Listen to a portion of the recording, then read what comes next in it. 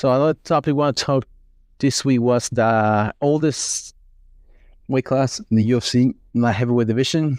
It's been going around since the beginning of the organization. They used to be back then, used to be heavyweight and under 200. I think that's what it was, right? To be honest, I didn't realize that, but I mean, that's what I remember when what's his name? Medical Tour started. That's what it was back then. It was like above 200 and below 200. They're competing. There was like down little weight classes over there. That's the cutoff.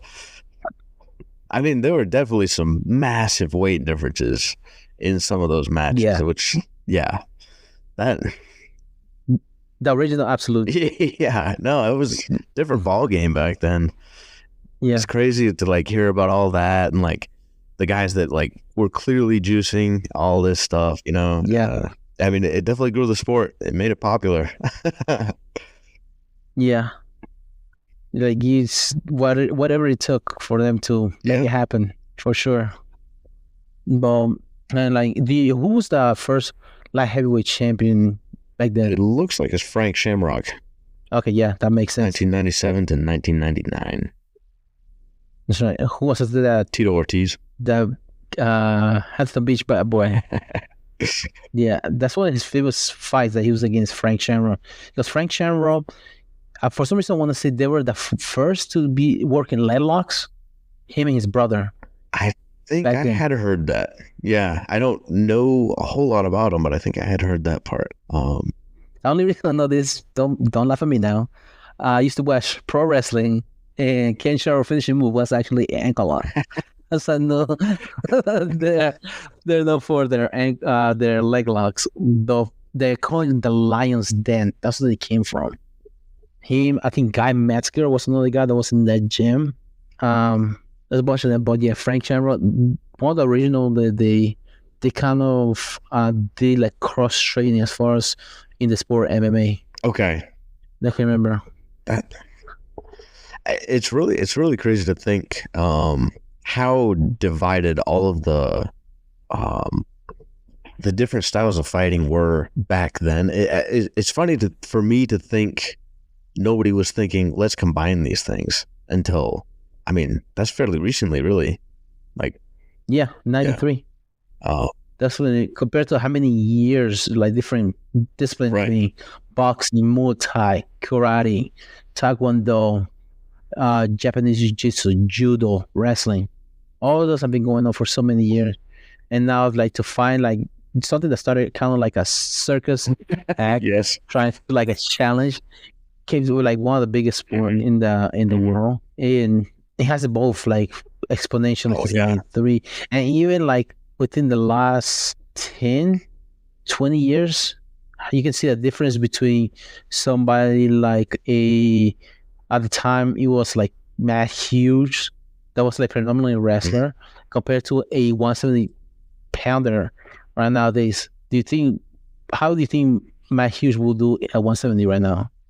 I mean, I really feel like, at least from watching the early matches, with how much it's evolved, I don't think they would stand up, to be honest. I think the transition is so much faster. Exactly. It's just so well tied together now. I don't think there'd be a chance. Because like early, like Gracie fights, I mean, it's just so weird to think, because you see them doing wall work back then and how slow they are and how, like, they grab something and they hold it for a long time. Whereas now, yeah, I feel like most everybody in there, even if like grappling or like working on the wall is not their main thing, they know the objectives. You know what I mean? Like they know what to go for to get to the position they want. And that's why you can see the telegraph at the next move. Compared back then, they can just do the move, because they like this. Back then, it was more like a secret move that the other gyms didn't know that they were able to perform it. But nowadays, like everybody knows those moves. Yep, it's true, and it makes it so you have to perform the moves more perfectly, because if they're already expecting it, a sloppy version is not going to work. No, I remember that. Like, talk about like those moves like that. I remember one guy that was famous in the UFC was a 185-pound champion, Evan Tanner. He said he learned how to do jiu-jitsu and grappling was by reading books. Imagine learning jiu-jitsu by like, reading books. That's different. That's a learn. No, I can't even, not even a little bit fathom that. I mean, because I learned how difficult it was to explain jiu-jitsu was when I was trying to teach kids how to do a shrimp. So how do you explain how to do a shrimp? Well, somebody never done that before. That's true. Well, no, you're absolutely right with that. When you're telling somebody who's brand new first day, like, okay, slide your hips back, and they move their hips, but it's not at all the way. Like, that's not back. Like, what are you doing? Yeah. Yeah, it's funny because it gets to a point where it's so natural for us, it's hard to explain to somebody else who's never technical stand up. Yeah, I mean, yeah, you tripod out, you pull your leg underneath. I don't know. Yeah, no, that's really funny. I can't imagine trying to read a book and try to understand that early on. It's crazy. Yeah. So back to like the champions. The next guy was Tito Ortiz, right? He's one of the guys that he wrestled in college, but it wasn't like a big wrestling in college. But he trained under Tank Abbott, if I can remember correctly. Okay. He was one of Tank Abbott protege. Do you remember that guy, Tank Abbott? He was this guy. Show you a picture of him. He looks different nowadays, but also famous pro wrestler too. He got banned for the UFC, but man, there's a good picture right here. Him versus Jeff Monson. But he was. I remember he was in pro wrestling. Let me share it. I know this picture does justice, but this guy right here, Tank Abbott. Yeah, okay, goatee. Wow, he looks pretty memorable. I'm surprised I don't remember him. Yeah, that's him. But this is him nowadays. Look at him. Wow. It doesn't look scary at all. Look at him. Yeah, he went from a scary dude to looking pretty goofy. That's hilarious. Oh yeah, somebody's dad that he gets mad. That's like a newspaper. Yeah, for real. Wow, what did he get banned for? Well, yeah, that's him.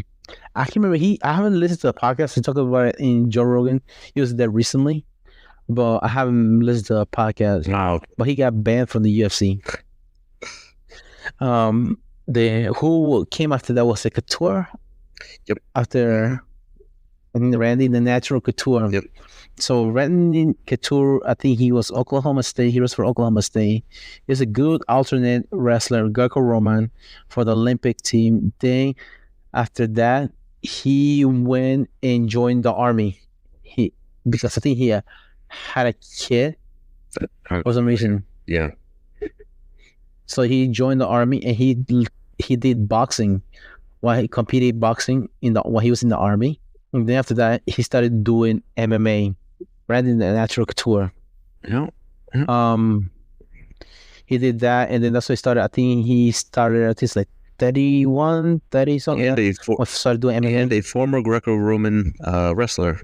Yeah, he was an alternate for the UFC. Huh. For some reason, I think he started Team Quest. Matt Lindland, Dan Henderson, Randy Couture, Chael Sonnen was one of the younger ones that were there. All of them were in there that started MMA, all of them together. Interesting. It's funny to hear about these groups of like pretty well-known dudes that just like started somewhere and, worked their way up. Yeah, because back then it was like a small community that it's like underground fighting, and so everybody knew each other, kind of. That is very true. I mean, early on it was such a small community, and the knowledge and the skills were so they weren't well known at all. Like you could only learn it from these few people, it seemed like, which is, I don't know. That's crazy to think. I don't know. That always really blew my mind. Well, you said we check it up to the internet because the communicating is a lot faster now. It's for information that's good and bad, and also you can like real time. You can tell what's this bullshit on that. Right. No, that's probably true. Because back then you tell somebody like, yeah, I fucking pulling my finger right here, I'll knock you out, I'll put you unconscious for like 3 days. I know that's bullshit, man. You can tell nowadays, real time. I mean, there's still plenty of McDojos out there, but Yeah. They were just milking money out of people, scamming them. Oh man. So after that was Vitor Belfort. Yeah, Vitor Belfort. Do you remember what happened in that I match? don't. So in that match, it's sad. Feel sad for Vitor Belfort because he was coming into that match. His sister had been kidnapped, like not long before that match, and he had to fight Randy Couture for the light heavyweight title. And during the fight, this is some freak accident happened when they were in the exchange. That glove, you know, the part with the Velcro part, it was sticking out, and it was going with some exchange with Randy Couture. It cut Randy Couture's eyelid, like right here. So it was open right here, like where his eye was exposed.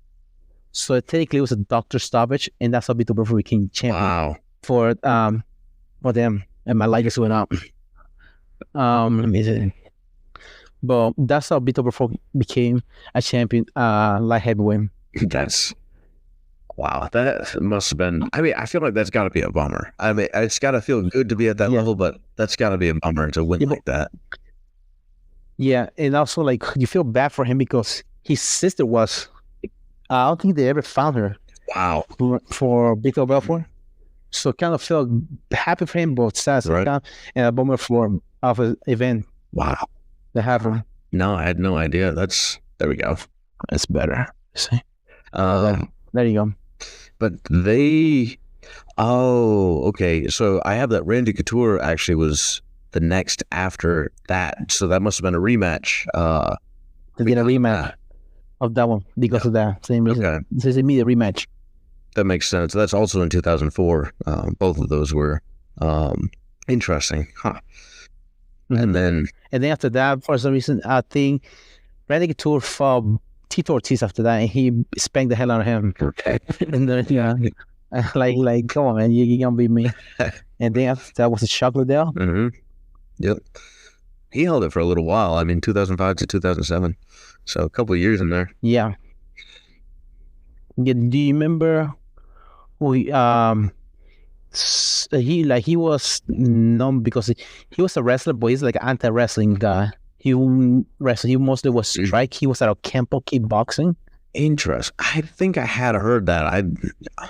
I don't know much about it, but I think I had heard that. I think his coach was Tiki. I think that's his name, which just happened to was also Glover Teixeira's coach. Glover Teixeira?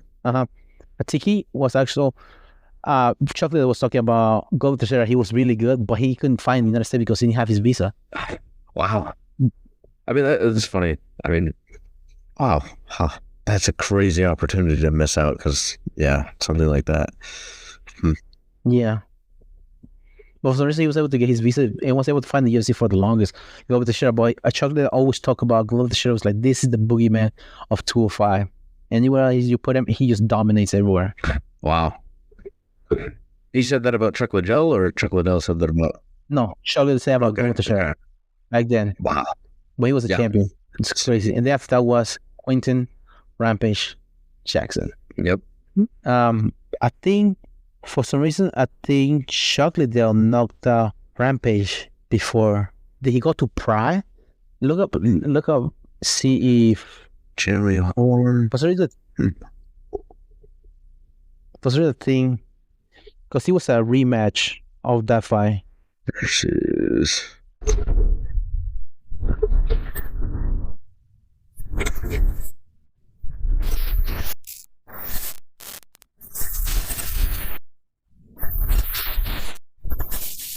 Because he knocked out Liddell in that one. I'm thinking you're getting confused with Vanderlei. I'm not. I think you're getting confused. Okay. Because Vanderlei beat Rampage Jackson twice in Pride. Okay. And then Rampage, whenever Pride got bought out, he went in for the heavyweight title in here because he fought here for the title. Rampage Jackson. And then after that, Quinton Jackson fought Henderson to defend the title because at the time, Dan Henderson was the light heavyweight and middleweight champion in Pride, He fought Anderson Silva. He lost middleweight, and he fought Quinton Jackson. He lost against Quinton Jackson, both of them. Okay. But then after that was Forrest Griffin, that grinder. Yep. And just to after callback, what's his name? Forrest Griffin. He was training out of Extreme Couture whenever he won the title. Okay. Another former light heavyweight champion. Huh. Okay. Yeah. July. Okay. Interesting. I don't have a lot on him. Defeats Quinton Jackson via unanimous decision. UFC 86. 2008. He said that I think they had like the Ultimate Fighter show, and then the fight was when they're fighting each other for the title. Mm-hmm. I remember Forrest Griffin was talking about Rampage Jackson has a powerful right hand. So at the earlier rounds, not so much he was trying to head kick Rampage Jackson, but he was targeting his forearm. If you wear his forearm, he doesn't have the power anymore. Wow. And then after that, take out his footwork by kicking his legs. So footwork and his power hand was iron. And that's able to be able to win that unanimous decision. It's really interesting to hear the strategies of that. Because to be honest with you, like I'm not super familiar with like striking strategy, but no, that is pretty interesting. Yeah, and also the thing about it at the time, freaking Forrest Griffin was sparring with Frank Mir, a heavyweight. Okay, so he's just some heavy hits, I guess. Yeah. I know I read his book "God Fight" by Forrest Griffin. It's hilarious because he was actually a cop in Georgia, and when he started doing MMA, his first fight was Dan the Beast Sever, actually established heavyweight fighter. That was his first fight in pro fight. Welcome. Yeah, right into the fire, and he talks about also like the Ultimate Fighter whenever he got called. Because he was between contracts, and because he was like trying to sign again with the police department, or if he's gonna get fired and then join the Ultimate Fighter. And actually, Dana White had to talk Forrest Griffin to getting into his flight to the Ultimate Fighter. Really? Yeah, because he was double down on himself. Like, hey man, if I do this, I'm gonna lose my cop job, because he was I think it's political science major in UGA, Athens, Georgia. And thus he became a cop. Interesting. I would imagine he's glad he made that decision. Yeah, because then after that, remember the famous fight between him and Stephen Bonner in the Ultimate Fighter finale? They used to just went brawling each other, and that's like, you talk about that fight was the one that made the UFC famous because it was on cable TV. It was the first time they had a reality TV show that was like for the UFC. Because back then, the reality was a big thing. Okay. And for some reason, I think they were like in the hall, like Dana White was talking to the Fertitas brothers. They're like, I think there was like something like $10 million in the hall. Wow. They said, what do we do? Like, this is really burning a hole in our pocket. The Fertitas brothers like said he's going to sleep on it. He come like decide the next day, and then the next day he just fucking do it. And then at the time it was Spike TV, not Paramount Network, but it used to be Spike TV. And the fight was live, and a lot of people started calling each other. So the numbers was just like of viewers just took off. And that's what Stefano like, oh man, we have something really going on here, because people just start calling each other like, hey man, turn on to this channel, Spike TV. These guys are beating the shit out of each other. And that's it became like mainstream, was because Forrest Griffin and Stephen Bonner fighting each other. Everybody wants to see that. Oh yeah, two guys, like people used to go to a bar to see them. Yeah. Somebody catching charges. Like, this time you have to watch it in a safe place without getting maced for watching it. Welcome to the UFC. Yeah, welcome to the UFC. Well, yeah. Day after that was Rashad Evans. Greg Jackson, he's trained out of Greg Jackson. At the time, Greg Jackson was really, really hot. There are people like Nate Marquardt at 185. They had Keith Jardine, was pretty good. George St. Pierre was out of Greg Jackson. Rashad Evans, of course. And this young guy, at the time he was probably 19 or 20, by the name of John Jones. When Rashad Evans became a champion. Huh. Yeah, it's funny. I feel like I've heard that name before a few times. Yeah, so well there. Um, he had a stellar time record. Yeah. Yeah. That super recently, didn't he well, he got fined at least. I don't know what all he did, but I think he got in more trouble recently. Yeah, I won't be surprised. He always has something outside the ring. Yeah. But Rashad Evans, he was a Michigan State wrestler. That's where I remember him from.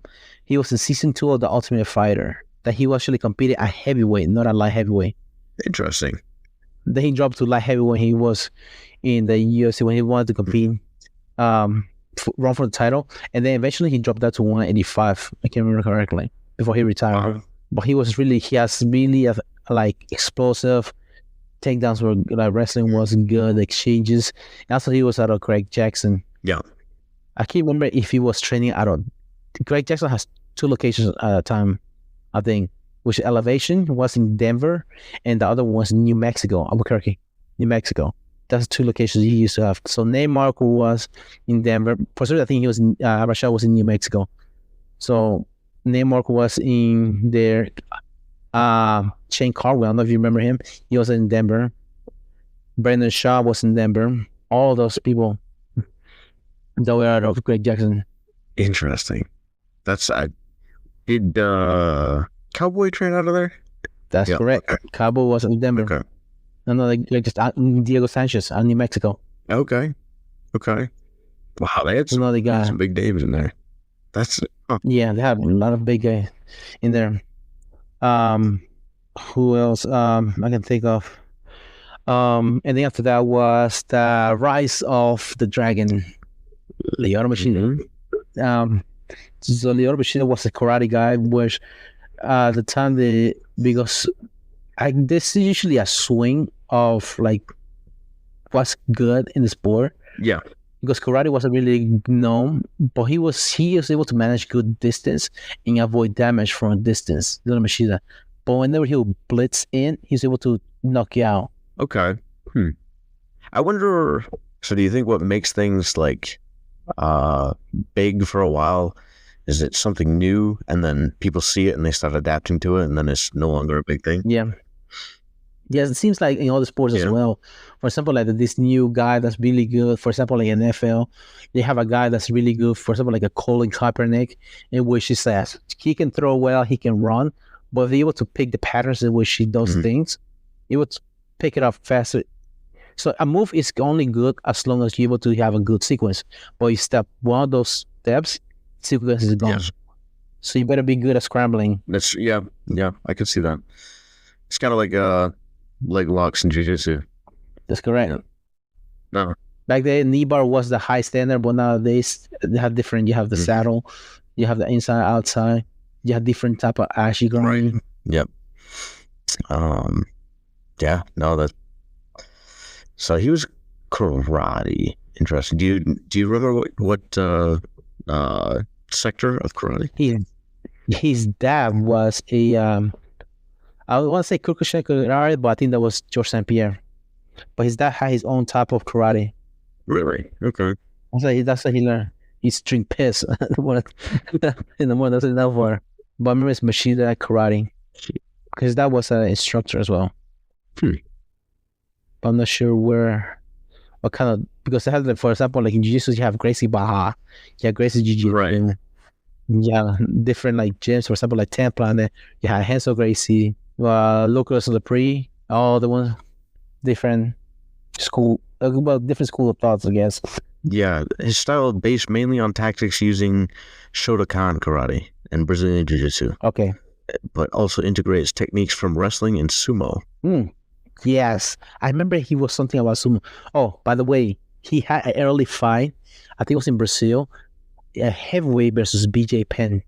Really? That's the size of balls that BJ Penn has. He had a fight against Machida, and he lost, I think it was a decision against Machida in the early day. A heavyweight. How crazy that. That's wild.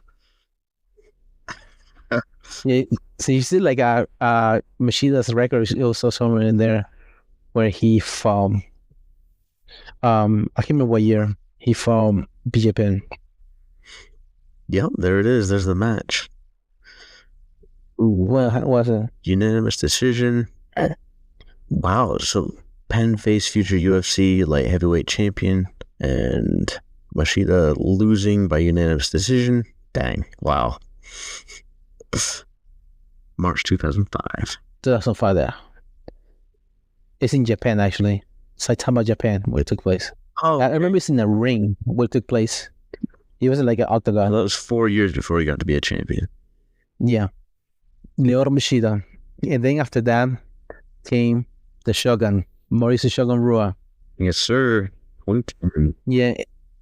I don't know if you remember that match. The first match was like controversial, like unanimous decision that he beat Shogun Rua, in which at the time they had this judge, his name was Cecil Peoples, in which he said that leg kicks did not count as strikes. Really? Yeah. So therefore he ruled the Machida won because he had more effective strikes than Shogun. That's wild. It doesn't make any sense, but yeah. And actually the game plan the Shogun had was because Machida has a lot of leaping in and out. Yeah. To take his footwork, you take out his legs. So it's easy for you to, because Shogun is more of a Muay Thai guy. And he has really good hands too. He had a good head movement. He had good strikes. And he was trying to do that against in the first fight against Machida. And they were to see that it was like a bullshit call. So there to be a rematch after that. Shogun Rua versus Machida. And then he was able, in the second one, first round knockout. Knocked out Machida.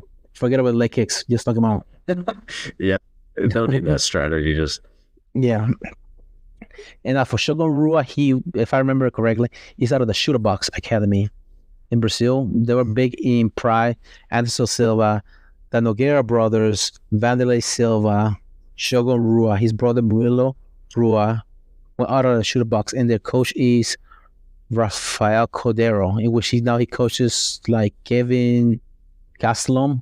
oh wow. Okay. Yeah, a lot of other matches that Marvin Vittori, he coaches him. Coincidentally, he coached Mike Tyson as well. Interesting. For boxing. Yeah. Huh. Well, he was a coach for Shooter Box at the time. So interesting. So were they training strictly MMA there at the time? Yeah, because it's a Pride. Because at the time was Pride. There was training Pride rules. Soccer kicks were notorious on there. Yes. Soccer kicks and stomps. And what? Head Oh bump. yes.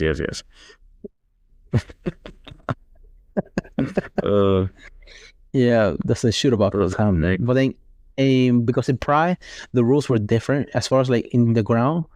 You can kick somebody's head, but you cannot elbow them. You know, the ground. Okay. Make it the same. Yeah, elbows are too much. That's clearly crossing the line right there. Yeah, you have to draw a line somewhere. Elbows was it. Well, then after that, you have the rise of the Bones.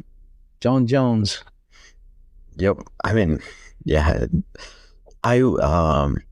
So I was talking to my old coach up in Maine, Dale Hart, when he fought in the UFC early on. And he was there for John Jones' first fight. And he said, you could... Was it Stephen Bonner or was it Masashenko? I don't really remember, to be honest. I don't remember who the opponent was. But he said you could tell just by the way he moved with his athleticism. It's like, this dude's going somewhere.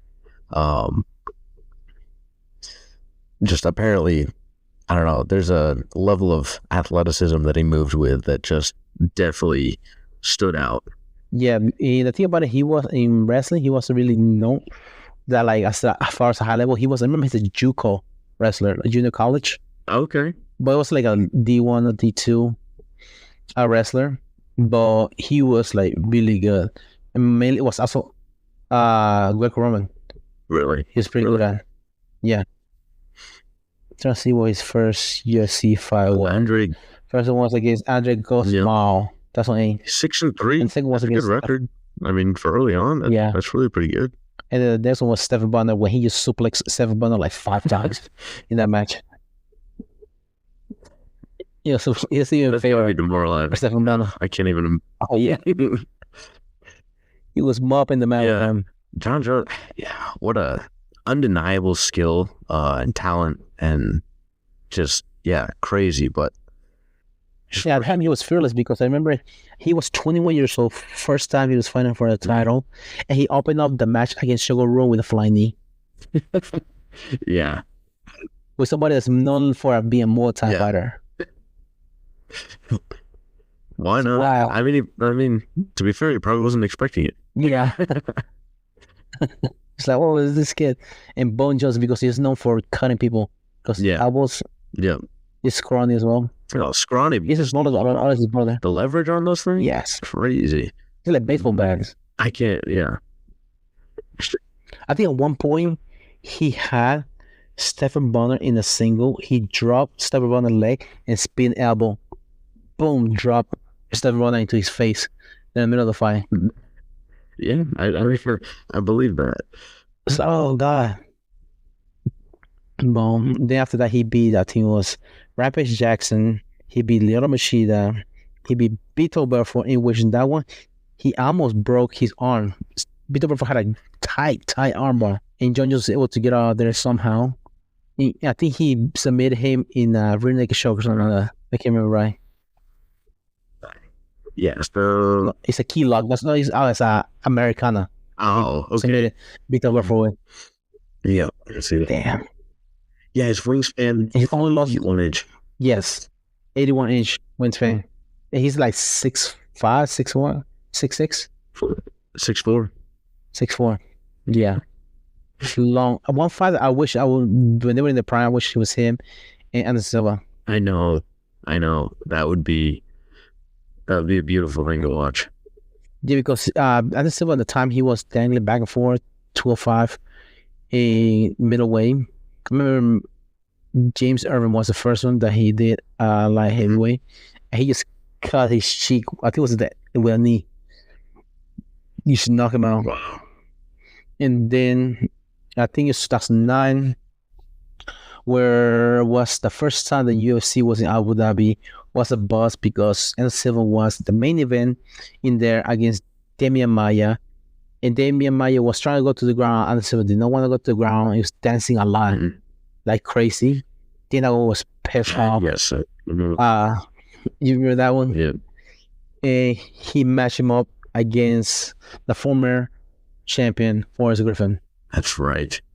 Yes. And he didn't go well for Forrest Griffin. He just knocked him out. Models, he was just going backwards. He was saying there. Forrest Griffin, he had a pattern. He would throw 1, 2, high kick. He'll do it every time. 1, 2, high kick. So it was just timing this 1, 2, jab. As he was leaning back, boom, just drop him. It's not just yeah. That's like can't be that big close. Forrest Griffin, Silva. Yeah, he can't do that with him. He'll just download your information. He'll do it. For John Jones, there's only one controversial loss that he had was against Matt Hamill. Okay. It was again, the reason he lost was because he was beating the shit out of this deaf guy. And Matt Hamill, he was deaf, by the way. He was beating the shit out of Matt Hamill. He was giving a beating that he couldn't even hear. He just threw an elbow, 12-6, in which is illegal EMA for some reason. The reason they come up with that rule was the Big John McCarthy explained it was the people that came up with the unified rules was because the day before they came up with the rules, they saw somebody breaking ice on TV. They do 12-6, and they says it's too lethal for somebody to do it. Really? So they decided that was illegal, and that he did the 12-6 strikes when he was in the ground, and then he got DQ. Illegal elbows. Yeah, I mean, illegal. Yeah, wow. That's so he had a. Oh, I just had it up. That was his one loss. The only loss that he had right there. I mean, yeah, a DQ. That's hardly a loss. But also that should have been a foreshadowing of his career because he's beating himself. Yeah, true. Yeah, no lie. Yeah, because I have let's see, John Jones. Oh, then obviously DC. Yeah, Yeah, that whole confusion, and then yeah. I have John Jones back again, 2016, and then that's forfeit, Hmm. and then John Jones back again, Yeah. 2018, 2019, and then you start getting into the newer guys. Hmm. But So for that one, for the DC, because he went on the Rampage, like because he beat Shogun Rua, Rampage Jackson, Lito Machida, Rashad Evans, he was his former teammate. At the time Rashad Evans left Greg Jackson, he started training at the Black Zillions in Florida. Then it was Vito Belfort. Chael Sonnen was the Ultimate Fighter. The reason he did the Ultimate Fighter because during the Vito Belfort, he tore his elbow. So he had to get some recovery. So he did the Ultimate Fighter, and he fought Chael Sonnen in New Jersey after that. Then after that, he was digging around, and he didn't even train allegedly for his Alexander Gustafsson fight for the first one. Which Alexander Gustafsson was somebody that tall as him, range in Toronto, Ontario, Canada. They fought each other, and it was a really, really close fight between him. Like I was giving it to Alexander Gustafsson that fight, and it was really close. And you can see at the end of the fight, both of them were like, I think it's in a picture of both of them in stretchers. That's how bad they beat the shit out of each other. my gosh, Yeah, it was a crazy, crazy fight between them. The Glover Teixeira was the boogeyman that he came in to the UFC. For that one, I remember the game plan was that he did a standing mirror lock on Glover Teixeira to take away his power hand, so he tore his shoulder. really? So it was Glover Teixeira's main weapon was out of the equation. Rubber hand was gone. So he tore his shoulder. I mean, that's some strategy, right?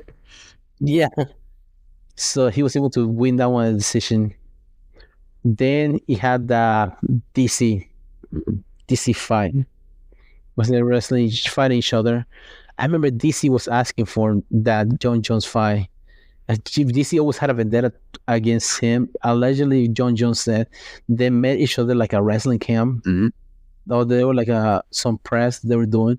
And he told us, "Hey, you're a wrestler. I bet I can take you down." This is no, you can. And he took that I get like ever since, yeah, fighting each other. And then DC, they were doing the press conference for it. They're like face off, and John Jones laid his head on his forehead on DC, and DC just pushed him. Yeah. And then he just went off. It's just Mandalay when that went off like crazy fighting each other Yeah. in the middle of the crowd.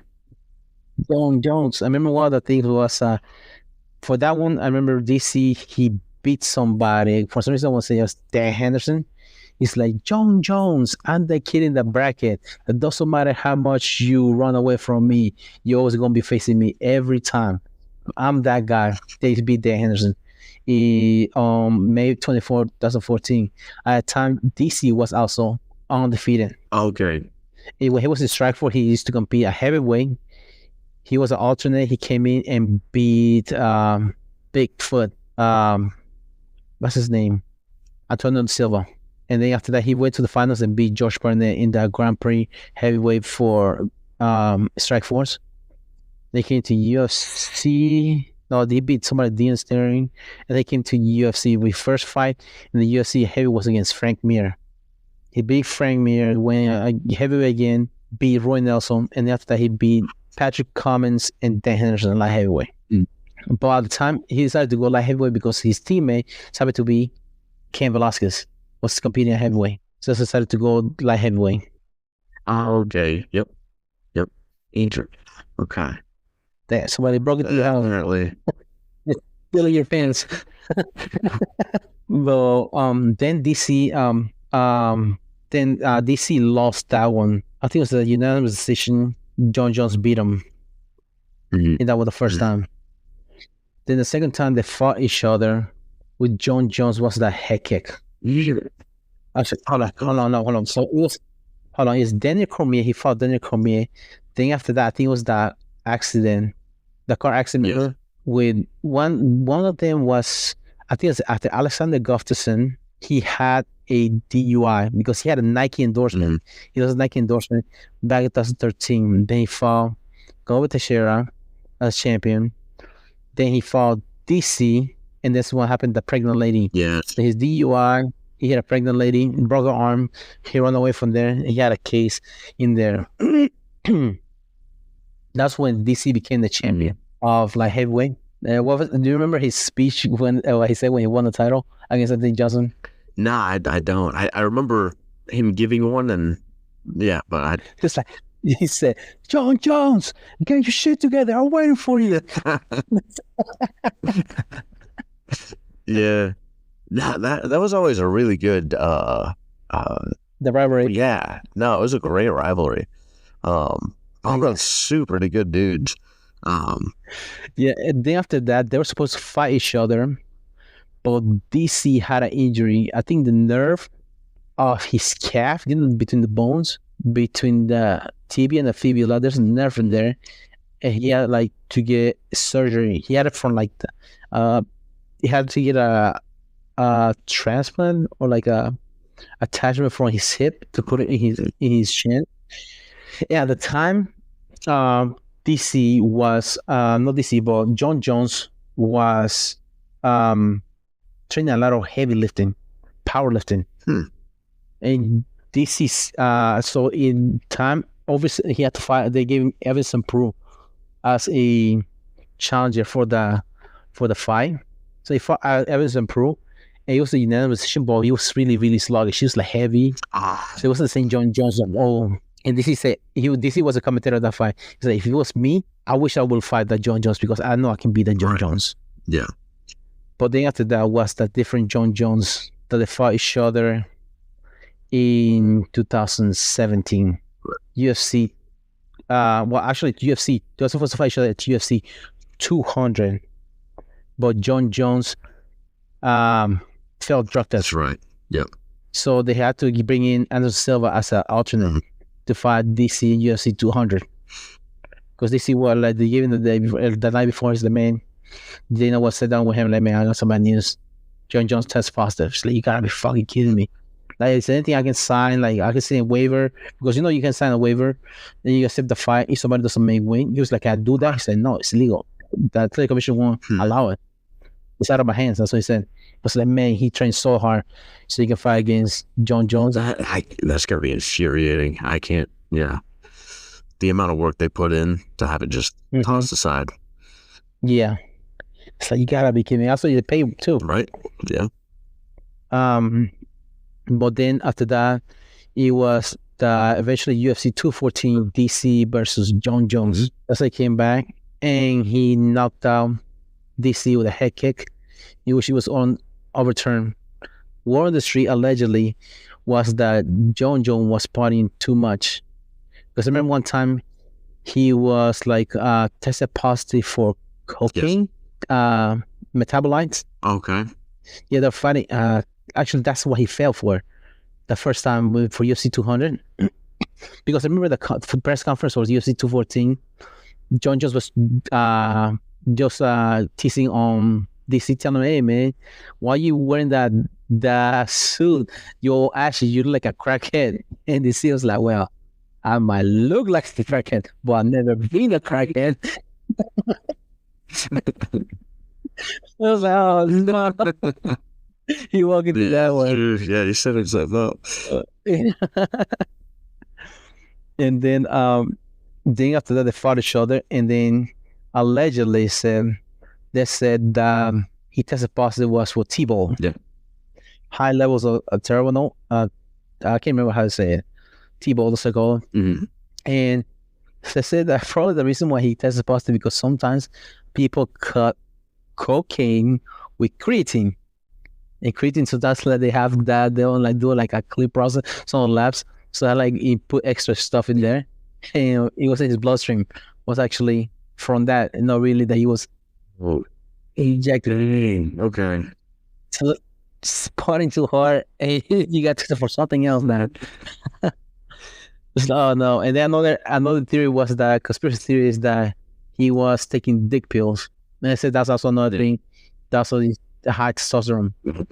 There's also another story about when he was one time that it wasn't UCL at the time. It was another drug agency They used to test. They came to the gym and he hid under the cage the whole day, so they won't test him because he said he wasn't there. Somebody used to like bring him food and to have to piss under the cage. Really? So he won't test because he was gonna piss hot. Wow. All day. So, yeah, early days. Yeah.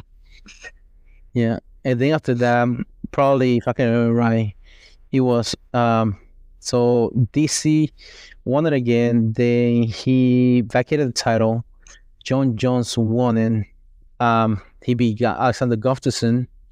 It's supposed to be in Vegas, that one, but they moved to California because John Jones tested positive for picogram, and it was the last card of the year, and the UFC needed good numbers because I think this is one of those on the ESPN, so I needed good numbers to perform well, and they could not cancel their card, so they moved the whole card. I mean, Corey Anderson was pissed off because his wife was pregnant and he already got tickets, and his wife was even able to fly with him from Vegas to California for the event. It's like, oh man, but it was a mess because John Jones still have pulsating levels of they call it picograms, because also they were saying that there were metabolites in which it doesn't leave your system. That's why he was still testing positive for it. But that's when, because of that, it was so strict that you saw that testing. That's he was still showing in his system. Jeff, I can remember, he said his name, Davitsky. That was the head of USADA at the time. That also was a liaison for the UFC and USADA. He explained that what was going on and why they decided to still go on with the event, and California was able to sanction the event that fast. I had no idea. I'd never heard that before. Is that so them finding those like traces of whatever in his blood, is that related? I've heard some drugs can like be stored in your fat for years and then come out later. Mm-hmm. Is that kind of what? Yeah, that's what it does. Yeah, like T-ball. Yeah, but it's not really like a performance enhancing, but it's still in your system. So one also he was explaining that one of the EU peak like show like picograms like that is because when you cut in weight, one thing. Yeah. Less fast storage. Yeah. So it makes sense why it would show during that time. Wow. Because he was tested every time, like before the fight, like 3 months. You're supposed to be in the pool for 3 months, and then you peaks whenever like he's close to the event, even though that's all the time. And whenever it shows it was picograms, it was like really high levels, considered like performance enhancing levels. So it went ahead with it. Wow, that's John Jones always. Yeah, he can't get off it. Yeah. After that, he vacated the title, and the last fight that he had was against Dominic Reyes. That he won a unanimous decision, which a lot of people said that Dominic Reyes won it. Mm-hmm. But after that, he stopped fighting because it was February 2020. Then after that was Reyes versus Yuri Prochazka. They fighting each other. Okay. Yep. Then Prochazka not Dominic Reyes in that one. And then after that, I can't remember what happened. Yuri, he tore his shoulder and then he vacated the title after, because it was just so many things were going on in that weight class. He tore his shoulder, so he vacated the title. Then Jan Blachowicz, he won it, but I can't remember who he fought. Jan Blachowicz. Let's see. The college. John Jones. He defeats Dominic Reyes for the title at UFC 253 to win the vacant UFC Light Heavyweight title. Yeah. So he beat him. So he would back-to-back knockout for. Actually, no, it's the opposite way. So Jan Blachowicz won the first. Mm-hmm.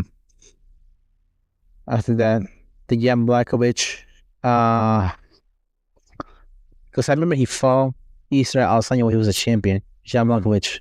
Then he lost against Glover Teixeira. Right. 2021. Yeah. Mm-hmm. I think he was the oldest UFC champion. I think he's 41 years old. First time he won it. Yeah. He was up there. Glover Teixeira. And then after that, he lost to Yuri Prochazka when he came back. Yes. Yep. I see that. Okay. Yeah, defeats Glover.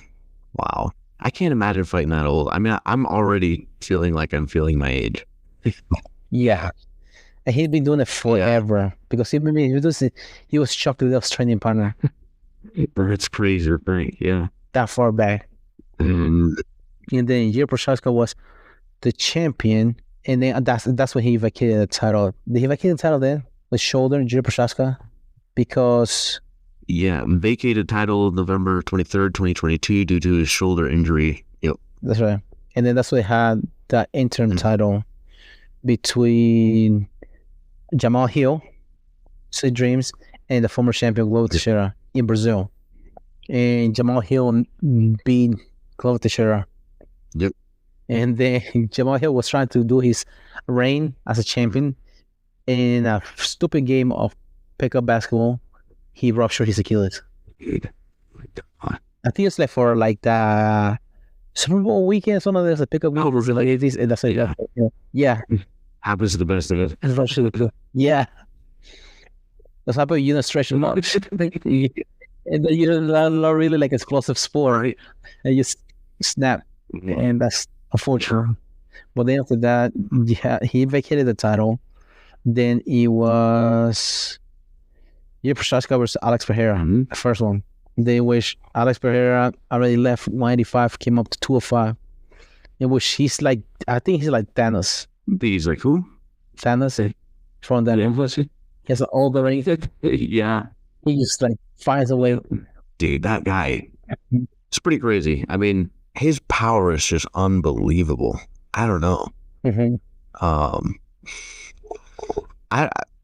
I feel like he's got it. I mean, as long as he wants to defend that, there's a touch in there. And it's possible that he can make a run the heavyweight too, because he walks around 330. Yeah, 100%. I mean, it's not like he doesn't have the power for it. And he fights every other weekend. Yeah. You look at his record. That's how often he fights, because he fought Jiri Prochazka, then he fought Jamal Hill in UFC 300 because the Conor McGregor fell through the fight. It was the main event for that one. And then, no, 300 was somebody else. Who was supposed to be 300 main event? 300 was that the 303 was Conor McGregor versus Chandler. That's what I was thinking. But 300? Hang on. I can find this. Dang, okay, it's not showing. It's supposed to be somebody else. It's supposed to be the main event. That's funny. I don't know. It's not coming up. Because that's what made it Jamal Hill versus Alex Pereira. The main event. And then he turned around 303 and fought Jiri Prochazka. Great decisively won that one. Oh, yeah. The hecking. And he said that he picked up the pattern was because the way Jiri Prochazka was warming up. He said the video of the warming up, he's like, oh, that really last minute game plan change. He would put that head kick in there. That does seem to be a pretty common pattern for like really high level strikers, is their ability to pick up patterns and adjust on the spot is unbelievable. So like Conor McGregor, same thing. I'm trying to think. Well, you mentioned like Anderson Silva picking up on that. It seems to be like that's key. It seems like probably because bad habits are hard to get rid of. So if you have a bad habit that you still at high level still doing it, it's like, oh, there's the alternate right there. Yeah, no, 100%. Because some fighters you see, they have like certain patterns. Forrest Griffin, whenever he will like reset, he'll punch himself in the forehead. Every time he'll do this right here. Justin Poirier pull his shorts up, play with his hair. You see the different fighters, just like, oh, he's doing that. So whenever they're doing that, their time, they're resetting. Interesting. Okay. So what are they typically resetting from? Like just through a combo? That's probably like buffering mode, perhaps. I'm not a striker, but it's like a buffer mode. Like, my next combo is coming up. So whenever they're doing that right there, it's like, oh, my time to attack. Nah, I mean, it makes sense. Because they're thinking. Yeah. Trying to come up with the next. Yeah. Okay. It's like kind of one way I explain it is like it's kind of like talking and writing at the same time. It's hard to do. Yeah. You can do both at the same time. Yeah. But that's the light heavyweight. So this is the entire stack. Yeah, It's a good group. That's a lot of legends in there. yeah. After that, who would you say the top 3 or top 4 will you name out of that list? John Jones has to be up there. In top. I mean, I hate to say it just because he's recent, but I mean, Pereira, I feel like he also, I mean, he's a stone cold killer. Yeah, that's another one. He's dominant as well. Was it? He's dominant. Yep. John Jones, Pereira. Oh, that's a hard one. I want to say like Rampage, or I don't know. What are your thoughts? I agree with those two, like John Jones, Pereira. Another one I'll put it as DC because all 3 of them are champs, double champions.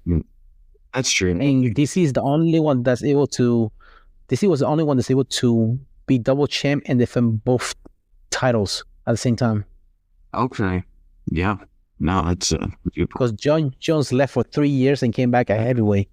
Pereira lost middleweight to Easy, and they came up to 205. True. Yeah. And DC beat Stipe Miocic, which is one of the greatest of all time at heavyweight. I could. Yeah. No, that's hard to argue. Yeah.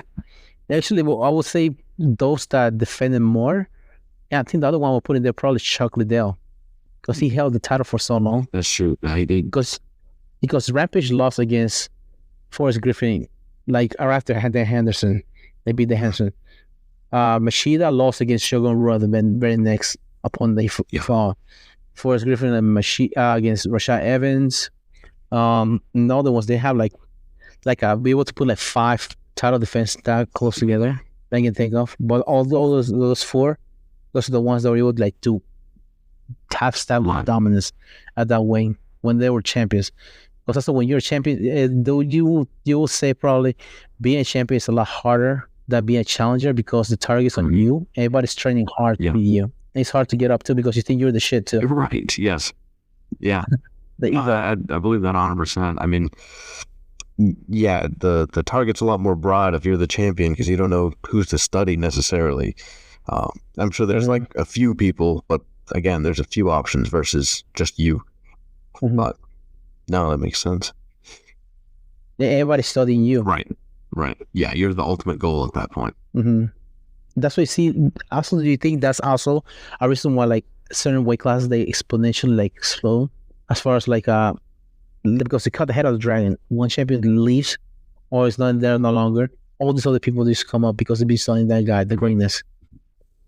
No, that was an interesting little episode. There's a lot of things in there that I had no idea. But yeah, definitely a legendary group. Yes, it is. Well, I'm gonna go back to bed now. But thank you for listening to the Man Matters. This is Durbin. This is Nate. Thank you guys for coming. Nate. And you have a good one. See you. Out.